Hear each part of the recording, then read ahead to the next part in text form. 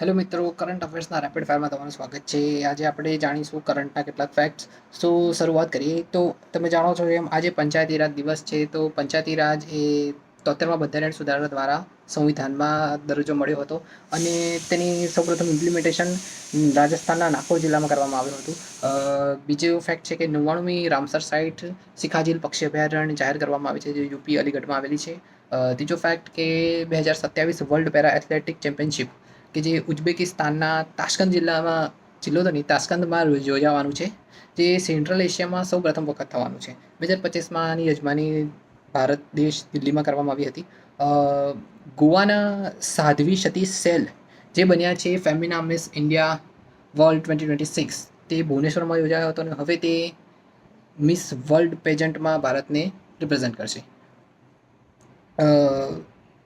FIFA women's development programme કે જેમાં 12મા દેશ તરીકે ભારતનું સિલેક્શન કરવામાં આવ્યું છે. આજનો તમારો પ્રશ્ન નોર્મલી કે આજે કયો રાષ્ટ્રીય કે આંતરરાષ્ટ્રીય દિવસ છે, આવી જ માહિતી જાણવા માટે ફોલો કરો જીપીએસસી ફેક્ટ.